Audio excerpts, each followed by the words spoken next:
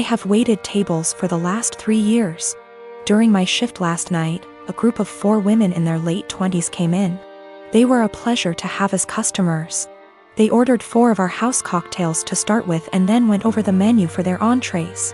Then I was on my way back to their booth with the drinks on a tray. I walked by the back side and overheard one of them talking about how she was 14 weeks along. When I rounded back, they were talking about the same topic and it was clear to me that she was pregnant. I figured her having 1 drink wasn't a big deal. They ordered their entrees and I went off to handle other tables. About 5 minutes later, they called me over again and asked for another round. At this point I started getting concerned, but I took the order and cheerfully said I'd be right back. This time, I went to the bartender and asked him to make one of them a virgin cocktail. He was confused, but since he's a good friend of mine, I told him to just trust me. A few cocktails later, hers strictly virgin, they started getting rowdy, and Mrs. Pregnant Woman was also getting into it. I figured that since she didn't notice, things were okay. The problem came when I took them their check, and they asked to split the bill at the register. When Mrs. Pregnant Woman got to the counter, I saw her cocktails were marked with virgin. My bartender had edited each in the system for inventory. It was too late for me to edit them back, so I just had her pay, hoping that she wouldn't look at the receipt.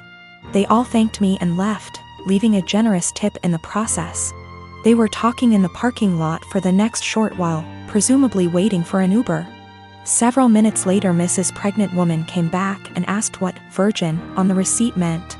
I fessed up that it meant non-alcoholic. She blank stared me for a few seconds and then asked if she had ordered a non-alcoholic cocktail. I said no, but told her that I assumed she wanted one seeing as she was pregnant. It was a lame lie and I'll admit it, but she looked me in the eye and asked me to return her part of the tip. I did so.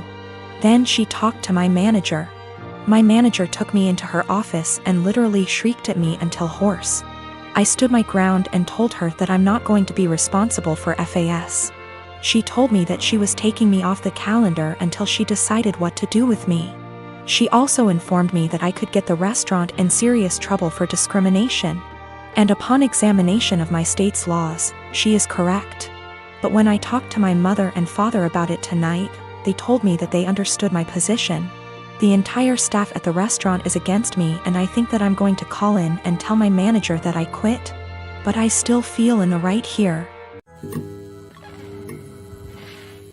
I'm a professional ballet dancer for a living, but I also do some modeling in my spare time.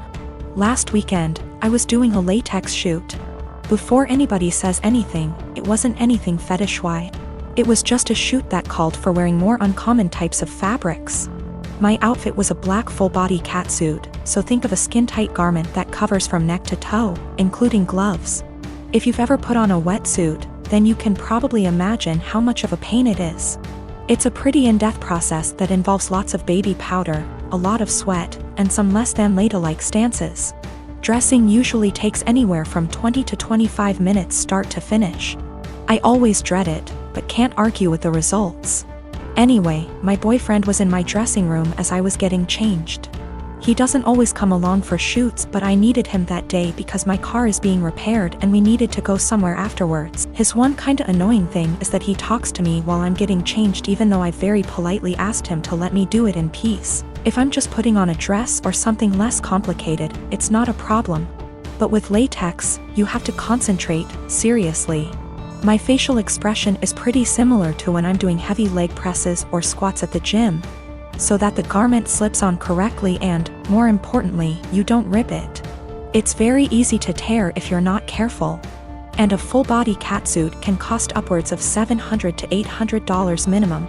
So as I'm struggling, may have been on the floor on my back with my feet up on a chair, pushing my butt up to get the garment over my hips, he won't stop talking.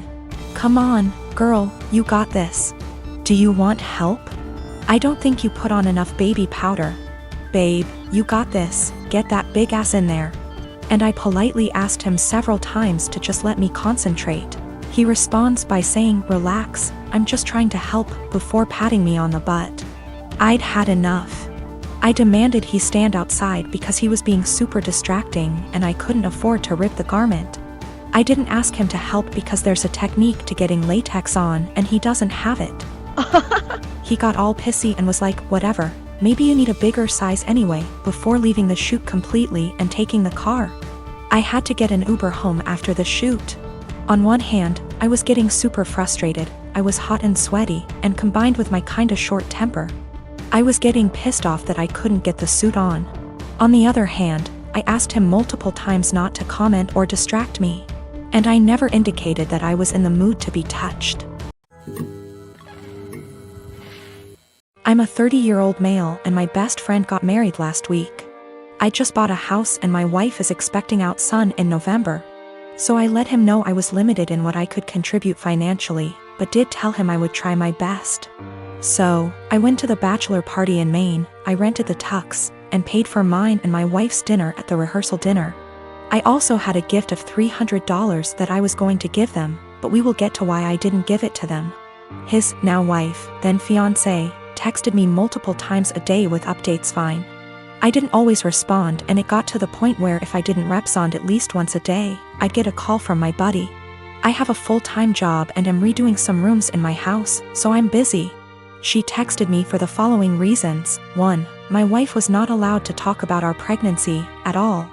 She didn't want anyone to focus on that more than her, the bride. 2. She was not going to order special food for my wife, no one asked her to. My wife was fine with whatever she was going to be served. 3. I was not helping the groom enough, he had to help her with favors, seating charts and programs. So I had to help him with those things, according to her. She also said to get ready to help with thank you notes after the wedding. 4. She said if I was a true best man, I would offer to pay for the bar bill. I don't even know what that means.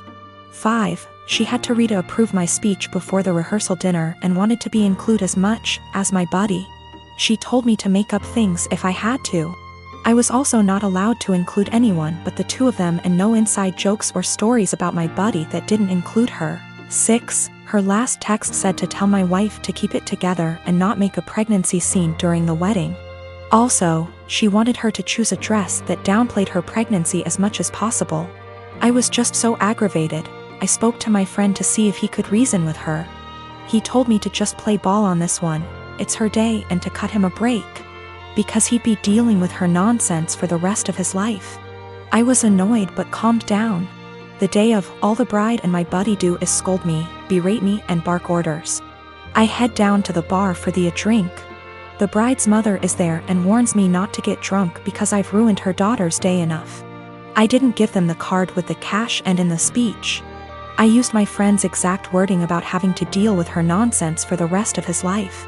I wished them the best and told him I'd always be there for him, especially during the divorce. My brother-in-law has always been a bit of a ruckus. Just a very jolly guy, used to be a hard-partied when I first knew him but not so much now.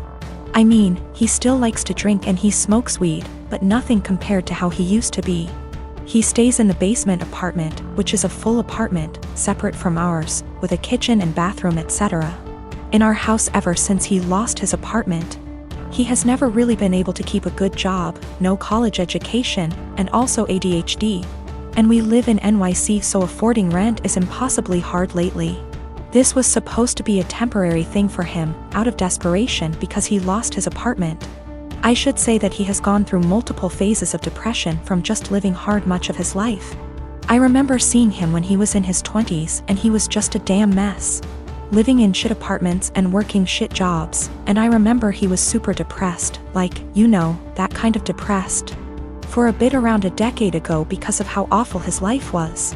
And it was awful. I won't sugarcoat it. He was getting mugged in his area constantly. His apartment was horribly small and he worked horribly long hours. His ex-wife was awful to him and cheated on him. But in the past 2 months that he has been here, he's been an absolute joy. To both me and my wife and also our kids. We all love him so much.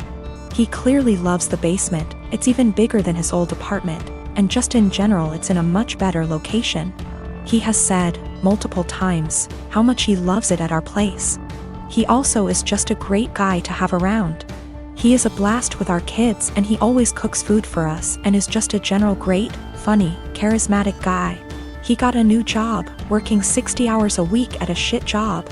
And now he wants to move out to his friend's place all the way in Coney Island where he would be spending half of his paycheck on rent.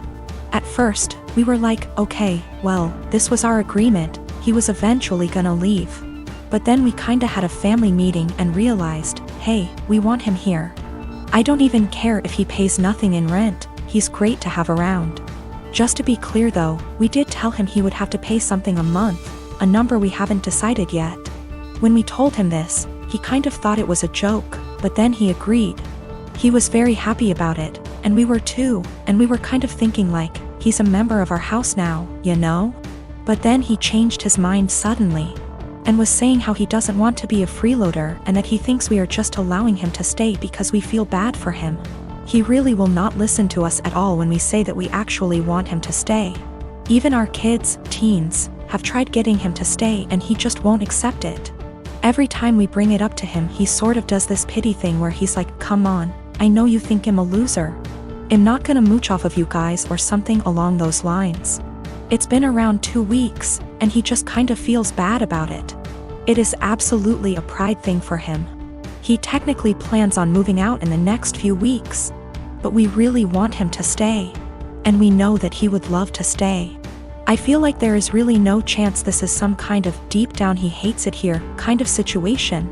This is 100% a pride thing for him.